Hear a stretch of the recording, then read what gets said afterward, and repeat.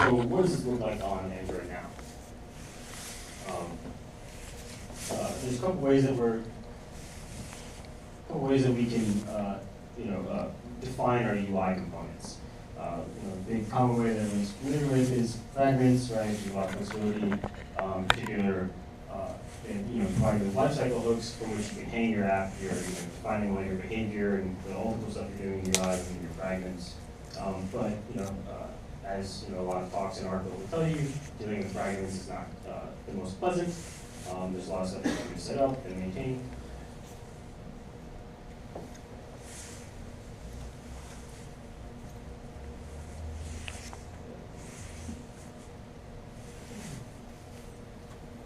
Just like batch the transition.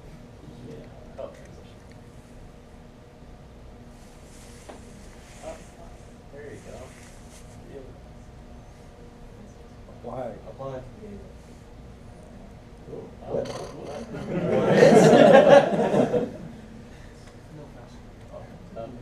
There. Cool. Note on why to use Keynote for the next one. The only thing more fun than live coding is live slide editing. Yeah, so fragments, these are not going to be a solution for your finer grained, more detailed UI components. This is where you're going to do sections of reusable UI, coarser grained solutions, reusable screens or sections of screens in your app. And again, part of this, like code is set up, you can have your code that's defining the behavior of this component stream across a few different files. You've got your fragment class where you're defining behavior for touch events and updating the UI. Separately, you've got your layout file, any styles or themes you're defining across your app. So there's kind of a lot of boilerplate, and again, in general, the fragment API is not always the most predictive. The other side of this, on the other side of the spectrum, you've got views, custom views, and custom view groups. So this is where you're going to, if you're trying to extend something, do something creative, this is where you might do it with custom views. You might extend a custom button that's going to do something really cool. Generally, you're not creating a fragment for your single button. These are going to give you a lot more freedom and configurability, but at the cost that you are responsible for a lot more stuff. Some more things you need to get right. So in particular, you're overriding your on measure and your on draw methods. You're actually interacting with how the Android framework is going to lay out and draw your UI. And again, you still have all the same problems with, not problems, but things you have to define in terms of stylables, themes, and your touch events and updating the view. This is all stuff that you're responsible for. So, and another point in going the custom view route, or in general, just interacting with the view API in Android, it's this inheritance-based API, and if you look at the source code for any of these things, they're quite large. The view itself is like 30,000 lines, and then text view more so on top of that, and then button extends text view. So now if you're creating buttons anywhere, you're bringing along all the behavior of text view, clickable, or rather selectable, editable. These are things that you don't need for your button generally, but it's there. And if you're now extending your button to do something funky, that you're just building on top of that. It'd be nice if you could have define a much leaner custom layout for your buttons and things, and compose them in these neat ways. And then now that we've established this kind of spectrum here of fragments to custom views, that decision on what solution to use is not always a trivial one. There aren't any hard and fast rules on what constitutes a section of UI, what constitutes an individual component. Does what your UI, like what you have in your UI, warrant extending custom views, or do you want to just build it out of the existing components? These are all decisions you have to make, and converting between one another is not always simple. Decisions you make early on might affect how you go forward with developing the UI. So the next kind of point that we want to consider here is programmers love separation of concerns, and programmers should love testing. You want to be able to encapsulate pieces of code, have well-defined relationships where they, each entity has a very clear definition of its responsibilities, and this makes things easy to test, easy to build. You can deploy new functionality this way, and so common answer to this on Android and dealing with the complexities of the UI, the view layer, we developed these architecture patterns to kind of insulate ourselves from some of these problems and decisions and going fragments, custom views, the intricacies of doing Android layout. And a common theme in these architecture patterns is managing state. So you're trying to define clear rules of who owns the state, who can update it, who can change it. You want to have an organized way of reasoning about it and then making it easier to test. And again, trying to remove ourselves from the kind of complexities of the UI for the problems that we were talking about before. So again, separation of concerns to enforce these rules of updating state. But there's a problem with this. These architecture patterns don't completely solve this issue for us because Android views have their own state. So if you have a couple examples of like Jetpack, Android views have their own state, and most of the code that we're writing actually in our architecture patterns is about synchronizing the view state with our business logic state, our app state.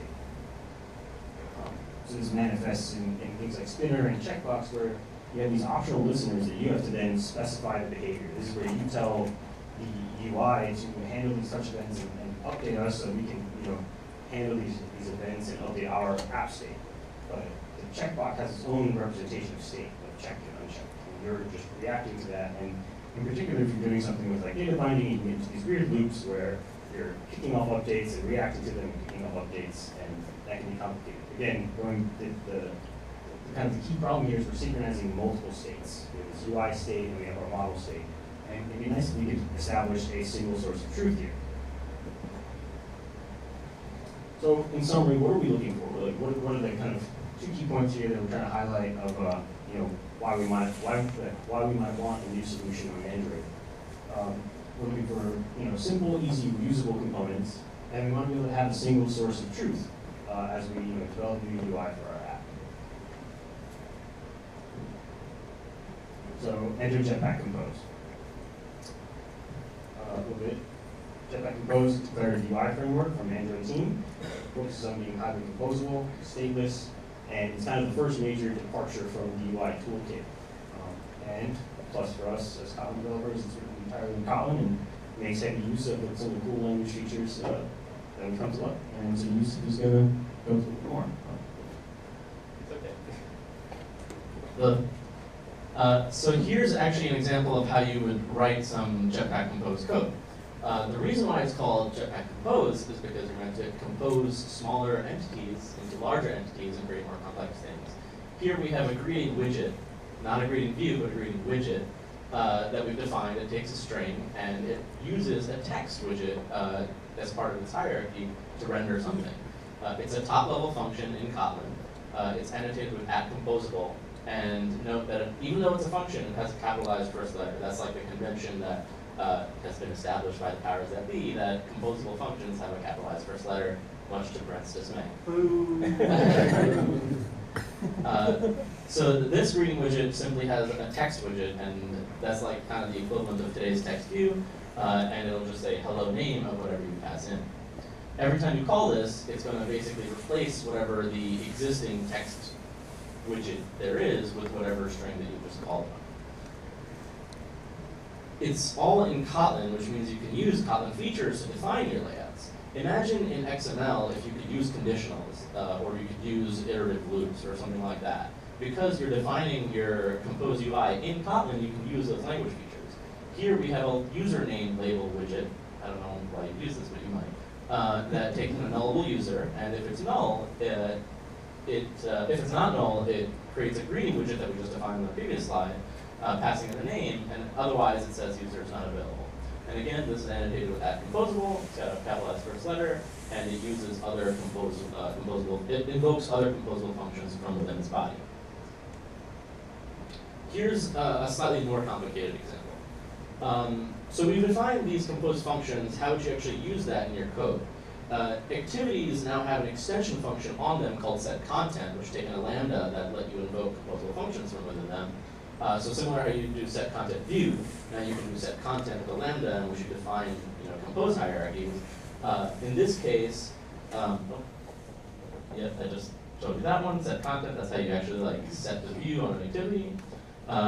in traditional Android, padding is defined by an attribute on a given view. In Compose UI, you define padding as a widget itself. Whatever you want to give padding to, you just wrap it in a padding widget. So here, we're trying to wrap our vertical scroller in some padding, so we wrap it in a padding widget. A vertical scroller is similar to a scroll view. You can kind of scroll up and down in it, in this case vertically, or if there's a horizontal, horizontally, depending on how many children a given widget has. A column is basically like a linear layout with a vertical orientation. As you add children to a column widget, the Compose framework is going to lay them out vertically. If you use a row, it would lay them out horizontally. And then your UI wouldn't work because now you have horizontally laid out children and a vertical scroll, and then you'd be confused. Again, because this is Kotlin, you can use Kotlin language features. In this case, we're going to iterate over some data that we have available to us. Let's say we have classmates, we can just do a normal for each loop, and for each student in that loop, we're going to create a greeting widget that we defined a few slides earlier. So let's say there were 10 elements in that classmates list, you would have 10 greeting widgets on the screen, all like vertically laid out within a scroller. So that's kind of how you write Jetpack Compose like elements. It's similar to XML. It's a declarative UI like language, similar to how XML was. But there are some like mental models that you kind of have to like absorb if you want to like effectively write Jetpack Compose code. So UI hierarchy in Jetpack Compose is a function of your application state. You pass in application state, and what you get out is UI hierarchy. You execute these composable functions that may use your data, and ultimately you get a tree of widgets. So that's basically like the thing you need to know. You pass application state in, you get UI hierarchy or tree of widgets out. So the question is, what happens if your state changes, right? Well, in Jetpack Compose, if your state changes, you just invoke the same function again on your now new state. And what's going to happen is you're going to have your old tree and your new tree, and some of those nodes are going to be different. And the Compose runtime will actually diff those trees for you and reflect into the UI what has changed. So all you need to do is say, hey, I want the UI to look like this now, or I want the UI to look like that now, and so on and so forth, and very declaratively, and the Compose runtime will update that for you. Contrast that with old Android views, which is where you have to imperatively define what is on the screen now, and then imperatively change that to what you want it to be. If you want to update the value of a text view, you have to call setText. In this case, you just pass in a new string into our greeting function and call compose again, and then now it'll emit like a new text view with that new value set in there. You don't have to do anything, it just defines like the rendered layout, and it like diffs it for you. The cynics in the room might be asking, like, okay, well, what's the deal with performance? Because that sounds like it's expensive. Jetpack Compose has a lot of optimizations. The primary version of that, at least from what I've gathered from a couple of blog posts, is memoization. If you use, like, if something exists in the old hierarchy and the new hierarchy, it will actually reuse the same widget over for you again, instead of instantiating a new one. And because it's doing diffing on the trees, it's not redoing the entire tree, it's only redoing updated nodes so that it minimally updates the UI according to only what it has to do instead of just repainting the whole screen. And as I mentioned earlier, the way you define UI is through function calls. They're not actually instantiating anything. What they're doing is they're invoking a function saying, hey, I need a text view here, or I need a greeting widget here. So it's not actually instantiating an object, so you don't have like that churn that you might think that, you know, of that like object churn that you might, you know, initially realize.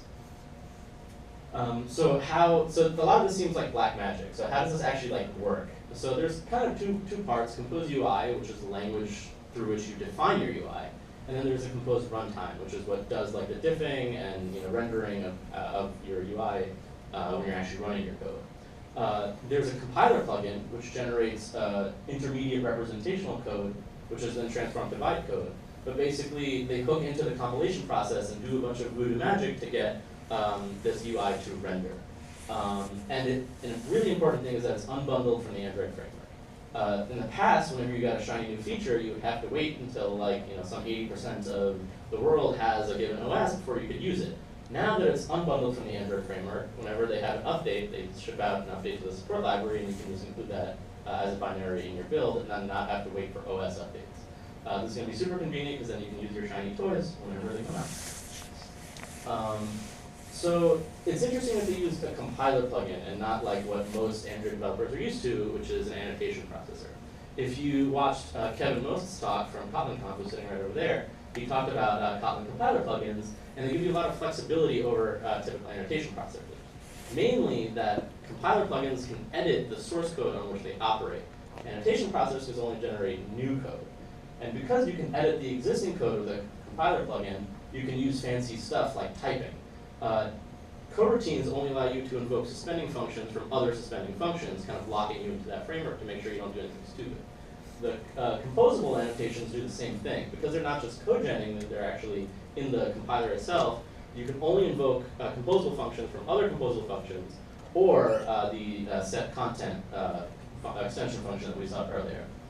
And yeah, the flexibility that the third bullet was referring to was editing the source code instead of generating nodes. So we have this whole new world coming. How are we going to coexist with the old world? So like Zach said, it's written entirely in Kotlin, and it's kind of designed to be consumed from Kotlin. But there are ways to like bridge that gap back and forth. So the concept of like Jetpack Compose is composition, and whenever your data changes, there's like annotations you can put on your data to automatically re-render the screen. But if you're in the Java world and your data changes, you could probably manually invoke a recomposition and say, hey, my data changed, I need you to relay out. So you have views and you have compose hierarchies. You're going to be able to put compose hierarchies inside of regular views, and you're going to be able to put regular views inside of compose hierarchies. So there's like bi-directional compatibility support. So you'll be able to incrementally update your existing UI to Jetpack Compose however you see fit without like much, well, hopefully many problems.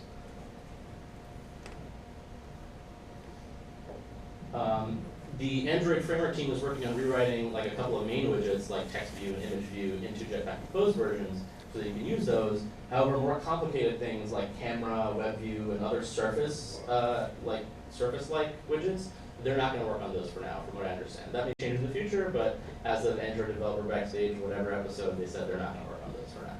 But like the main ones that you're probably going to be wanting, they'll probably be there. And you know, it's open source, so it's no PR. So migration story, don't do it yet. Very experimental. If you use it, don't tell anybody at work. Definitely don't commit it into master. Bad idea. APIs will change, but the idea is they're trying to be very open with this. It's being developed in AOSP, which means that you can go like follow along with the development to see what's going on, and submit feedback. That's why they're doing it in the open. They want feedback. They want you to try it out. They want to see what the pain points are. Brent, you can complain about the capitalized functions. I will. And so on and so forth. So that's pretty exciting because it's a pretty important project from what it seems that's being developed from the ground up in the open, or at least from now on. So if you did want to migrate, which you should only do as like a test branch, you would do it from bottom up. Like let's say your existing view hierarchy is a tree of nodes, you would start from the leaf nodes and then start migrating from the leaves up the hierarchy. You can host compose widgets from any views, so it's not like from any view, so you don't have to start with an activity at the root level and start going from the top down. What a good candidate would be like a button that has its own state, or like a calendar picker, or something that's very small, encapsulated, dynamic, and stateful, because those are the things that Compose was made to handle well, and start from those and then move up the hierarchy. Activities and fragments aren't going anywhere. Views, though, maybe they'll go somewhere at some point, but activities and fragments are kind of still there, and will be for the foreseeable future. There's still a bunch of work to be done. Questions like what's going on with Android resources and how you're going to use those from Compose hierarchies. They specifically called out in the Android Developers Backstage podcast that scrolling performance still needs improvement. They're still working on how you're going to test these hierarchies, accessibility, and this other laundry list of things. There's no recycler view equivalent yet, no motion layout, sorry, Jason. There's no complex transitions, but again, this is experimental. If you want features, request them, or submit a PR, give your feedback, and just try it And so we talked about like the what it is and the how it's made, but like why would you use it? It's a simpler programming model. You know, people who herald functional programming will say that it's simpler, arguably, but yeah. So the idea is you have a single source of truth at your application state. You can pump that through a function and get UI hierarchy out. There's like, it's much easier to reason about this like single source of truth, pure function programming model where like instead of inflating a layout and manipulating it, mutating it, and then having your view out of sync with your data, this is a much more simpler process, although it might not seem like it right now, but writing UI code in Jetpack Compose should be much simpler. Composition is a first-class principle. We've already showed you a couple of examples of how you would compose more complex things out of simpler ones. If you want to refactor, let's say you have a UI and you want to say like, hey, I've now written this button 4 times, I want to extract it into a common one. And that's as simple as highlighting the function and doing extract into method through your IDE. Because Kotlin is written by JetBrains and the IDE is written by JetBrains, it all works really nicely, and the Jetpack team is working with JetBrains on making it work even more nicely. The whole idea is scaling your application from initial proof of concept to like a full-blown enterprise level engineering project should be much more easy, and you don't have to pay the costs of like making a poor decision earlier, much later down the line, which is what Zach was referring to about refactoring across abstractions. How to use it today? There's a forked version of the Kotlin compiler. The Jetpack team is working on upstreaming their changes in the Kotlin compiler to JetBrains so that it's available to everybody. There's also a special version of Android Studio. I think it's called Android Studio W. It's just like another version of Android Studio. If you use both of those together, then you'll be able to try it out, and Zach will show you how. So yeah, we've learned quite cool stuff about it. If you're going to get started, basically, like you go to the Android documentation announcement. There's a bunch of instructions on like basically you're getting set up to do AOSP resources development. So you're like coding AOSP, or at least a portion of it, and yeah, don't do that. It takes forever. So yeah, then you're from within that repo, you're just going to call invoke the Studio W script, and it's going to fire up a fork version of Android Studio with the compiler plugin built in, and you can now explore some cool stuff like this. So like we've got our layout demo. Youseuf was talking about the rendering a scrollable list of content. Like laying out things in columns and rows. Here's a layout demo of actually composing a bunch of these widgets together. And I will drag on an example of what this looks like. Here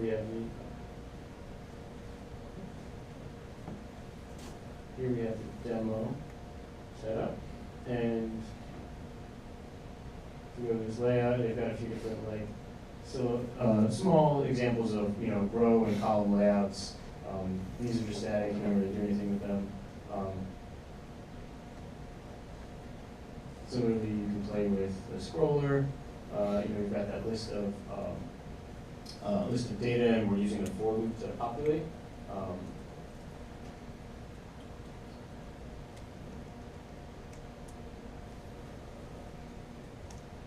Here we have our scroller activity, and that's that snippet that Youseuf was looking at before. We've got our set content, some kind of scaffolding widgets. You're finding your padding, vertical scroller, and we're just iterating over this list of text here. And again, this is just Kotlin conventions. And you can now play around with this kind of stuff. They also have a material demo where they kind of explore some of the, how you do some kind of like styling and things like that. It's not dynamic though, which is unfortunate. It's just kind of a static screen where it actually takes from the material design examples. It's one of their examples they rendered it using Compose. Actually, I can show this guy. So yeah, this is also laid out all using Compose. It doesn't scroll, this is just static content right now. But there's a lot of really great stuff in there in the repo.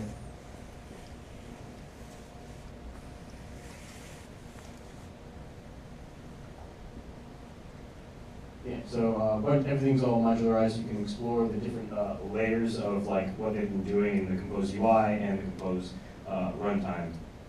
And yeah, so definitely encourage you to check it out, go play around, and that's Jetpack Compose for you.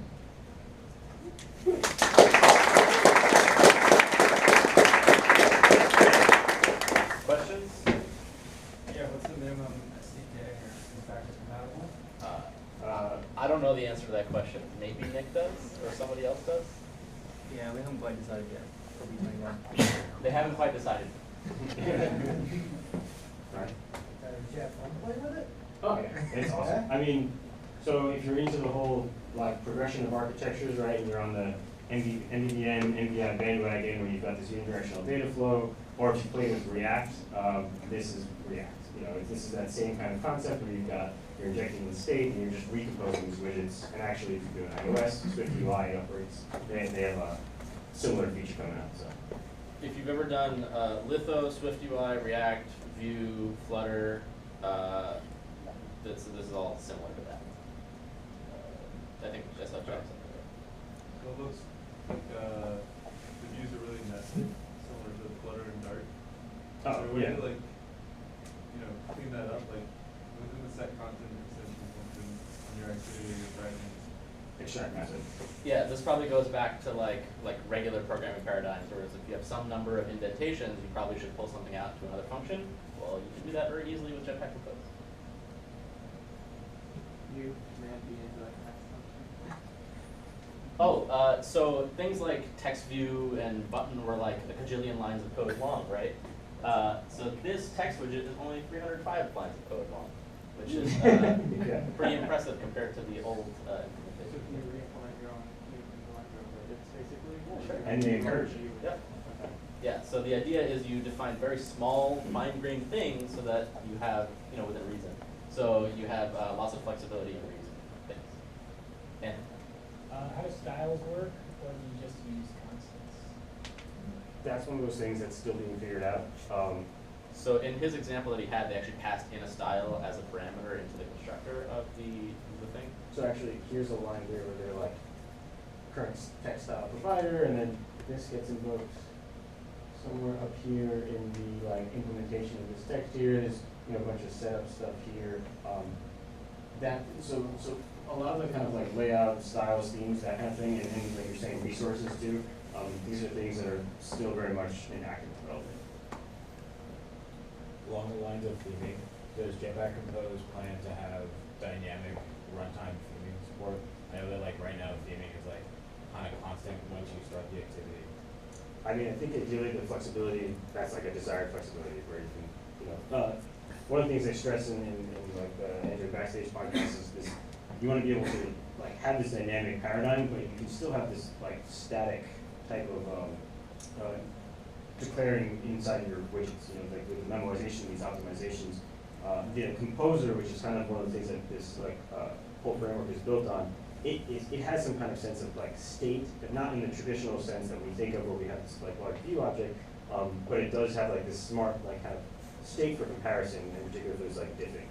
So it'll be built into that kind of mechanism. Nick was nodding his head yes, so I imagine. So you mentioned making a date picker as something to play with. Once you're happy with it, is there a way to pack it up and ship it to the entire open source community so like everyone gets your version of the date picker? You can, just as you can publish like a regular view in Android today, you should be able to create an AAR of like some code and theoretically and ship it out that way. It's all Kotlin code, it's all regular code, so. Yeah. Well, and also you are like consuming this now as just another library in the support library, the Jetpack, like structure. So you'll just include that in whatever library you're building, and you can not ship that. Yeah. Are there any conventions in place for project structure? Does every widget get its own file? How do I package this up? That's still very much in flux. I mean, I would argue, try and follow some of the stuff that they're doing. They have a bunch of different modules, and depends on how you want to define these like grains of your module. How long did it take to get up and running between downloading the source from AOSP and installing the custom version of Android Studio? So essentially, you just fork the AOSP project, like clone that, and then go get a coffee, and then come back. And then you just run Studio W in the command line, and it's going to do this. And then it'll fire up Android Studio for you, like you just open up like the latest version, and Yeah, that's it. Have a good PC. Yeah, yeah, I mean, so. And internet. And good internet. There, if I had never done anything with AOSP before this, so I was a little confused with the like repo tool that they use for managing like multiple nested Git repos. But again, that's still just kind of a little command line detail. You just point it where you want to, and then it'll clone that for you and you run this. So like underlying all this, is there a text view at the core or no? Or are they just No. is there a view at the core or? So one thing that I don't think we explicitly mentioned, but this is a departure from the current Android UI toolkit. So is it painting like canvas into that? I Yes. think it's like going at like this SKIA level kind of thing. It's like, you know, actually you're generating these UI widgets, which are the separate concept from views, and then the runtime itself that you're kind of posting within your fragmented view, it's taking care of the actual like rendering just the newly posted UI trees. So like even down to like accessibility for example. Yep, that's why I was on that list. Oh, okay. Cool. So if you pop it open to your hierarchy, like hierarchy viewer, what's it look like? That's It's not bad. probably one view, which is a surface. I haven't done that, but that's a good. You mean like a homework. UI preview? Why don't you or- try that and let us know? The like hierarchy Oh, hierarchy viewer once viewer. you actually get it running. Yeah. I don't know. So I was gonna say the preview thing is one of the things, like, there is no UI preview yet also. So in terms of tooling, that's also something that's still very much in flux. Yes. Does it run everything on the main thread, like most Android UI, or does it operate on the render thread? That one I don't know. Yeah. Happy looking into it. My question was answered. Right. Do you know why they had to fork the compiler instead of just make a plugin? What did the compiler not have that the plugin could? So I think they're using new stuff from the IR. So there existed a Kotlin compiler plugin API, which is what Kevin gave his talk on. Then, which is, I believe, JVM only. Yeah, and there was a JS one at Right, separate ones. Now that they have a new one which generates IR, intermediate representation, and then from there you can target the specific platform. I believe they're working on experimental versions of the IR version of this Kotlin compiler plugin that they will eventually merge back in, but they're still, like, it's not done yet, so they're using it for it. They are in partnership with Jetpack, so, like, In cahoots. I think you may also have to like register a hook somewhere in the compiler to tell us what compiler plugins to run. Yeah. If you animated a view that had the Jetpack Compose runtime inside of it, would that move what was inside the runtime? I just want to use motion land. And like find ways to hack it. I don't know the answer. I'll go to try that. it. I think we're all set. Yes, correct. Have either of you guys looked at Swift UI at all? And if so, any comments on the similarities and or differences? Yes, very similar. yeah. Yeah, I believe there are some differences on the language level. I haven't used anything in Swift UI, but it's like fundamentally the same thing. The idea is you have data, and from that data you derive UI trees, and if your data changes, you can get new UI trees. I think they're probably implemented in different ways. Like, you know, we're using some amount of compiler plugins, some amount of runtime. I'm sure Swift is doing some different stuff like that too. And in general, I think it's less of a departure for Apple folks. In terms of like going from our traditional like inheritance object-oriented view like rendering system, I think they were more encouraged to do programmatic view generation beforehand, and like a little bit less of an adjustment, I think. Yeah. It's already in beta actually, so like you can use Xcode beta and like you know, roll with Swift UI. Yeah. So, one of the drawbacks might be we would not be able to see a preview, or is it preview supported by this? Not yet. It's just not yet implemented, and also the way the current layout preview works is like it kind of inflates your views, like using the IDE, and kind of renders them to the screen. So like I think the whole process is different. So they have to like figure out a way to like reuse that, you know, compose runtime process in the IDE. So there's a bunch of work to be done. Yeah, so do they have any plans right now to do any sort of React or Angular style data binding with the, where you could bind to like a data model, and when the data model updates, automatically have your tree like kind of update? Yes, something that we unfortunately had to omit out of our presentation is that you can take a Kotlin data class and annotate it with @model, I believe. And then I imagine it's doing some sort of setter compiler plugin edit voodoo that if you call set on a given data model, it'll call recompose. So yes, there is some amount of, hey, I have this data class, I change a value, recompose is called, which is why it's important to note that if you are in Java, there's a way to kick off recompose from the Java world, because you wouldn't get that nice like data binding type thing. But it's one-way data binding. Two-way data binding is big no-no because you get the whole like reconciliation BS. The idea is data flows one way. Like data goes from your application state to the UI, and then events go from your UI back to your data, and that is the way it should be.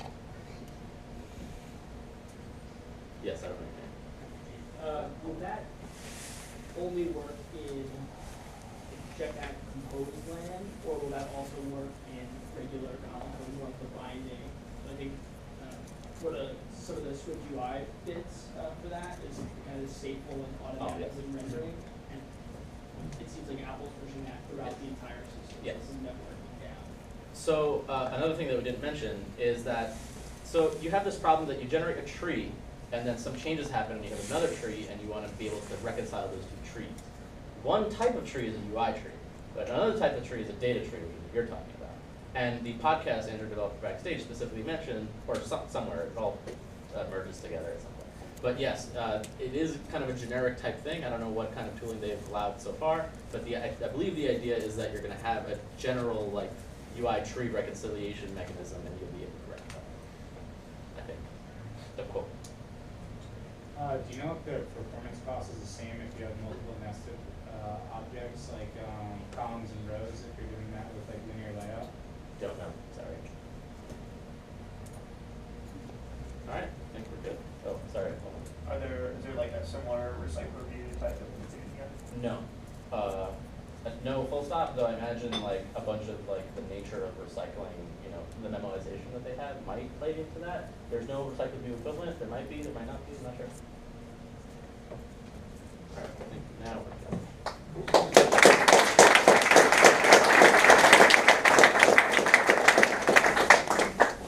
All right, we're going to take a short break. We'll start back at just after 8 o'clock. I forgot, I have some stickers that I forgot to put out, so if anybody wants Android stickers. Software engineer here at Buttons. I'm on the experience team. I focus mainly on the Android SDK and open source libraries that I'm talking about in a bit. And kind of just like the name of my talk is kind of like creating a Kotlin friendly library. It should actually be called creating a Kotlin friendly Java library, and you'll kind of see why in a bit. So kind of just like for our agenda for today, definitely going to leave some time at the end for any questions, anything like that. First one kind of going to talk about is why Java. And also kind of just talk about kind of like the differences between like a library and app project setup. And also, obviously, what you should actually consider when you're actually developing for obviously for a library. Okay, so in general, why Java?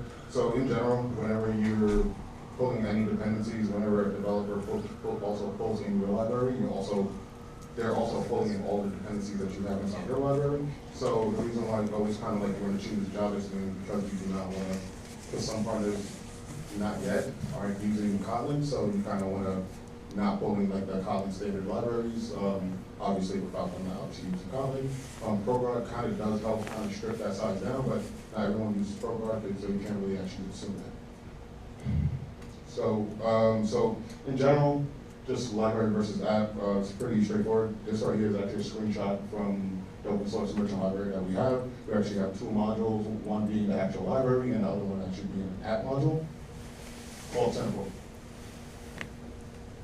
So kind of like the first thing you'll kind of see inside your build.gradle file, whenever you're actually creating these libraries, the first thing you kind of see is usually at the top, usually the first line of the build.gradle file, you'll see like a Poly plugin, com.android application, but in our case, it actually has to be com.android.library, and that actually kind of like defines it as an actual library, and when you compile it, it actually compiles to an AER as opposed to like an ADK. And usually Android Studio automatically does this for you, but I kind of just wanted to throw this out there. If you aren't seeing kind of like your modules, depending on the way that you actually set it up, you have to make sure inside your settings.gradle that you actually include both modules, your app module, which is in my case sample, and of course your library module, which is button. And also, obviously, because you want your actual sample add module to actually depend on your actual library module, so you can actually be able to test all of the changes that you're actually doing inside the library, make sure that you update your build.gradle to actually include the module for your actual library. And in this case, it is button merchant. So in the build.gradle for the library, it's pretty straightforward.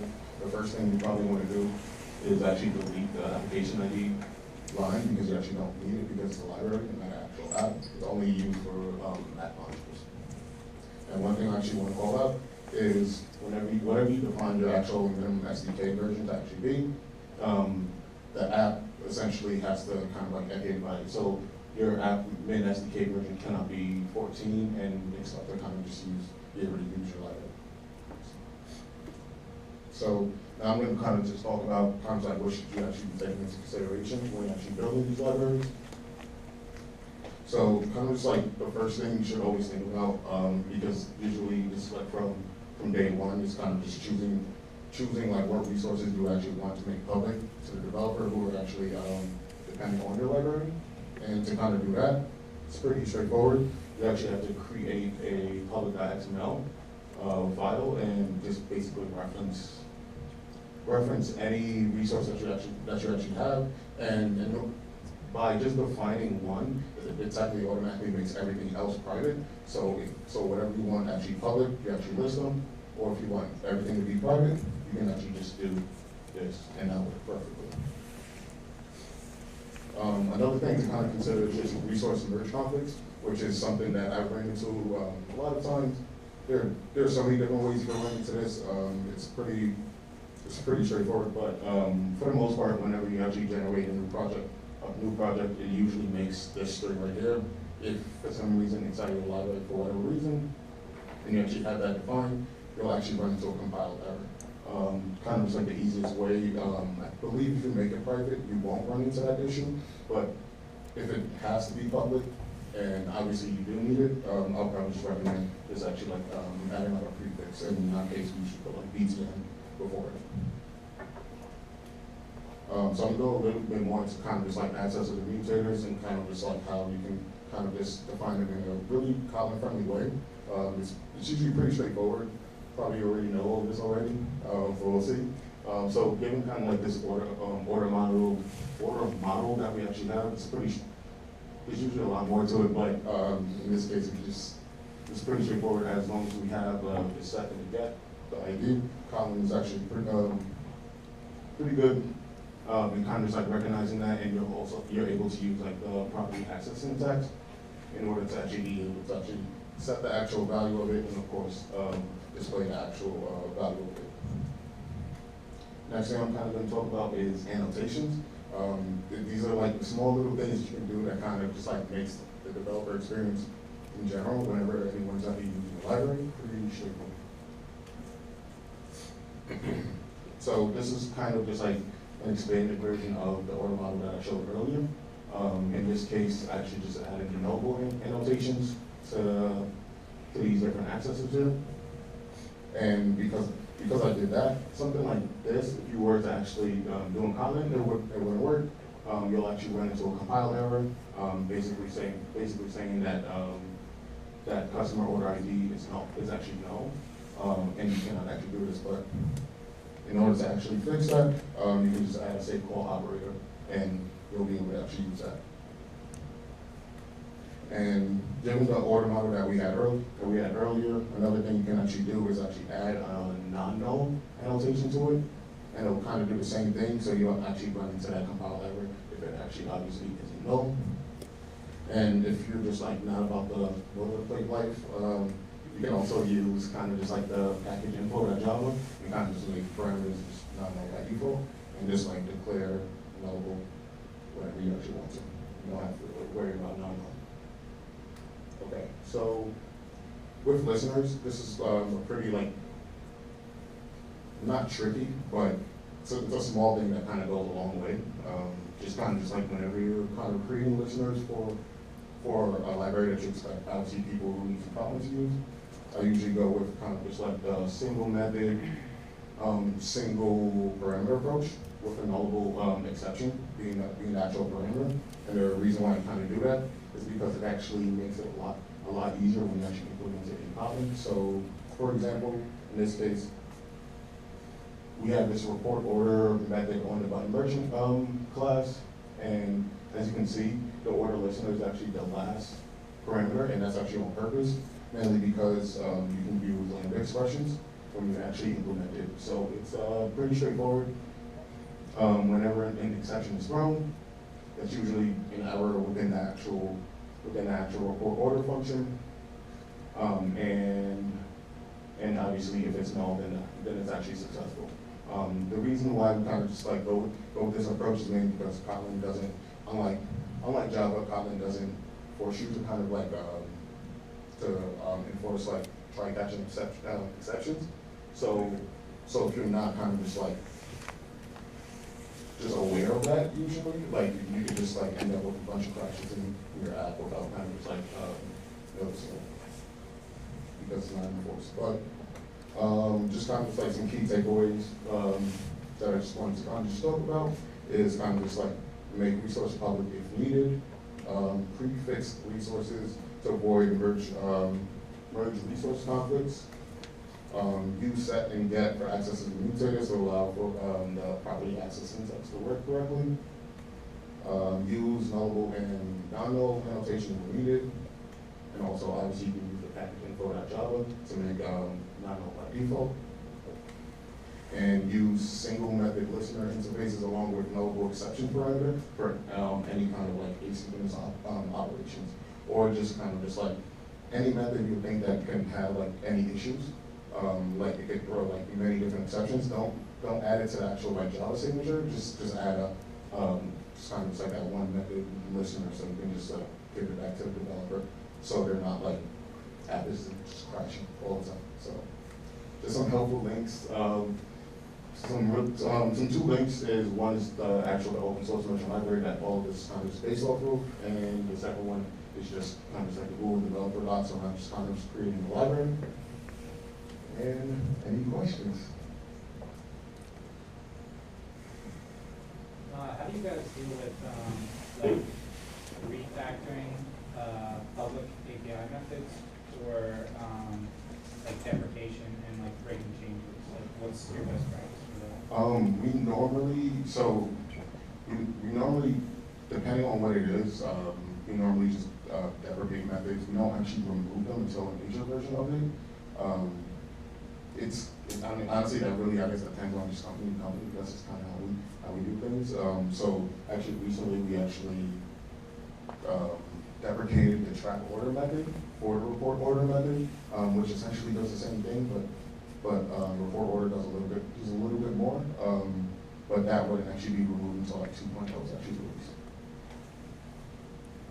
What are some examples of the kinds of libraries that should be this rather than native code in Kotlin? So best practice would be to create one of these interoperable libraries. So for a company like Button, I would say like because we work with a bunch of different partners, so we don't really want to like, yes, we kind of want to like be a driving force of what like the developers do, but at the same time we're not trying to like force them to do things like pulling like the Kotlin standard libraries. Obviously they don't have to. So obviously our use case is pretty like I feel like it's pretty like niche for us. I can't really think of any other kind of like use cases, but definitely for a company like Black Networks with so many different partners, like Java is probably gonna be here to stay for just a little longer. It's sort of answered, but I guess I'll ask it anyway. So yeah, your Button's main business is shipping SDK. Have you heard, has anybody actually approached you to say, you know, pulling in the Kotlin standard library transitively is going to be a problem? Or anything that, you know, Kotlin, like maybe a unit as a return type is leaked, has that ever actually come up? Chuck, do you know the answer to that? Not that I know of. Yeah, I don't think we've had any partners come back saying anything like that. But we also, both of our main, our publisher SDK and our merchant library are primarily based on Java, so we haven't introduced it into the ecosystem yet. Yeah. Any other questions? when building these libraries and then having third parties integrate on them, if they're like Kotlin integrations, do you learn anything from them adding like extension functions that you pull back into your library itself? I don't think we've run into that case just yet, but definitely, I would say like an integration we do is probably with like an article. But I believe their library is mainly Java, so we haven't really been that like Kotlin library with building a Java library. So yeah, I'll definitely think about that. I'll share that. Any other questions? One more question about using third-party integrators. When you guys make a decision to build out a feature, what's the trade-offs that you think about with going with something that's already built out there or building it in-house, and then thinking about the fact that an integrator might like something else? Like, for example, if you guys are using a networking library and you build adapters for those networking libraries, then allow the integrator to use whatever they like, or you just say, this is what we're going to use, so please, integrate this as well, unless you're hosting it, which it should become bundled with the AARs themselves. So with that, we normally just build everything out, network layer included. I don't think we've gotten any requests kind of just about like the game, like a retrofit adapter or something along the lines of that. Haven't heard any requests around that just yet, but that is definitely interested in. I will add that kind of list of things kind of into on the Kotlin section. We love HTTP URL connection at Button. We really do. Works. Yeah, it totally works. Any other questions? In your IDE, when you're editing, if you've got Kotlin code and it's calling one of these Java libraries, is it aware of both sides of the equation? So our sample projects is usually in Kotlin and Java, mainly because we obviously want to see how the actual APIs look like and how we'll actually like implement it when we're actually, especially with like public APIs that go for order method that I showed earlier. I believe in the open source immersion library we have a Kotlin activity and we have a Java activity, and I think that's exactly what the name of them are. And we literally every little method that we have, we've actually implemented on both just to see how it actually looks and make sure it's obviously friendly on both Kotlin and Java. Any other questions?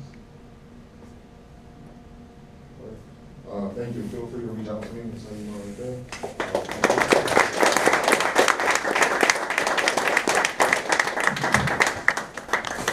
All right.